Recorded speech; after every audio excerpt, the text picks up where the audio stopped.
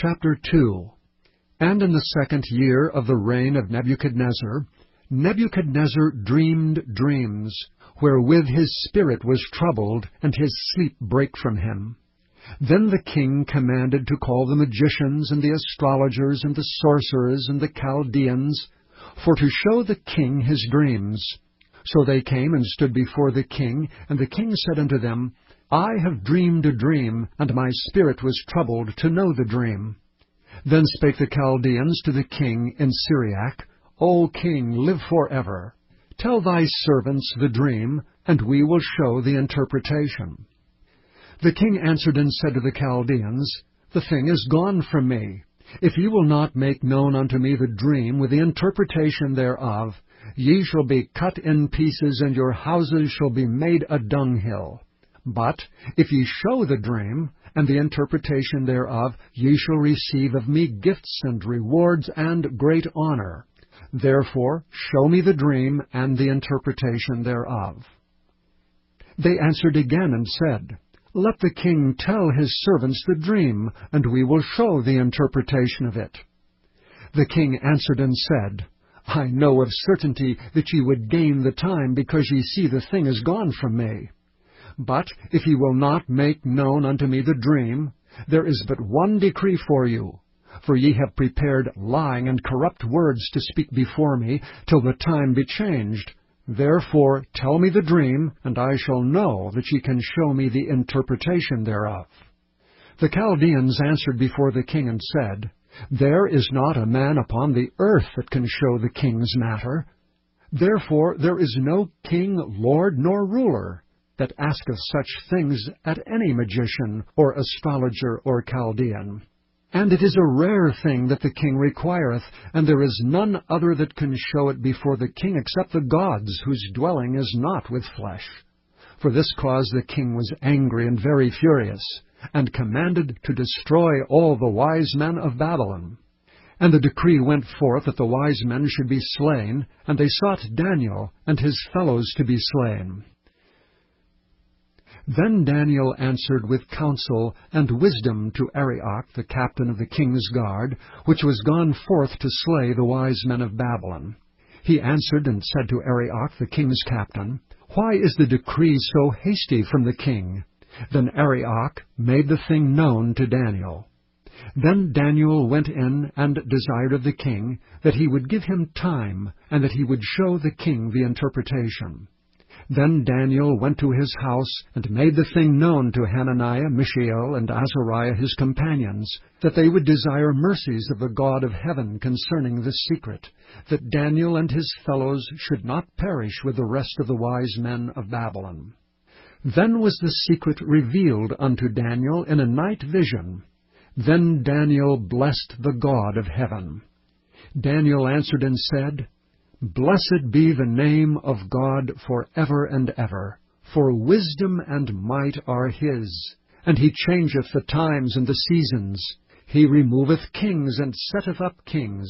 He giveth wisdom unto the wise, and knowledge to them that know understanding.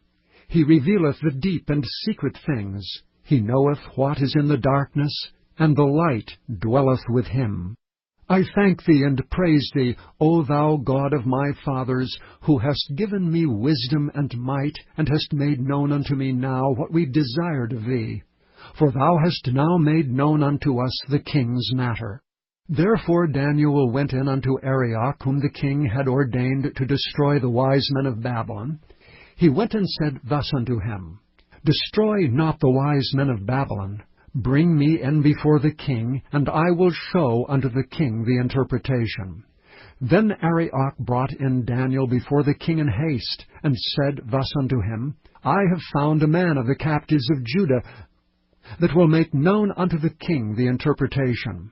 The king answered and said to Daniel, whose name was Belteshazzar, Art thou able to make known unto me the dream which I have seen, and the interpretation thereof?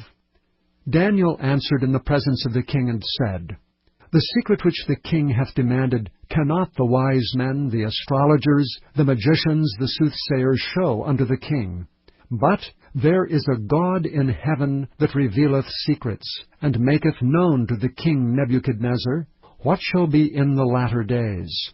Thy dream and the visions of thy head upon thy bed are these. As for thee, O king, thy thoughts came into thy mind upon thy bed, what should come to pass hereafter. And he that revealeth secrets maketh known to thee what shall come to pass. But as for me, this secret is not revealed to me for any wisdom that I have more than any living, but for their sakes that shall make known the interpretation to the king, and that thou mightest know the thoughts of thy heart. Thou, O king, sawest, and behold, a great image. This great image, whose brightness was excellent, stood before thee, and the form thereof was terrible. The image's head was of fine gold, his breast and his arms of silver, his belly and his thighs of brass, his legs of iron, his feet part of iron and part of clay.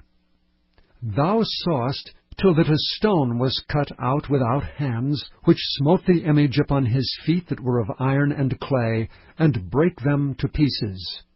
Then was the iron, the clay, the brass, the silver, and the gold broken to pieces together, and became like the chaff of the summer threshing floors, and the wind carried them away, that no place was found for them. And the stone that smote the image became a great mountain, and filled the whole earth. This is the dream, and we will tell the interpretation thereof before the king. Thou, O king, art a king of kings, for the God of heaven hath given thee a kingdom, power, and strength, and glory. And wheresoever the children of men dwell, the beasts of the field and the fowls of the heaven hath he given into thine hand, and hath made thee ruler over them all. Thou art this head of gold. And after thee shall arise another kingdom inferior to thee, and another third kingdom of brass, which shall bear rule over all the earth. And the fourth kingdom shall be strong as iron, for as much as iron breaketh in pieces and subdueth all things, and as iron that breaketh all these, shall it break in pieces and bruise. And whereas thou sawest the feet and toes, part of potter's clay and part of iron, the kingdom shall be divided. But there shall be in it of the strength of the iron, for as much as thou sawest the iron mixed with miry clay.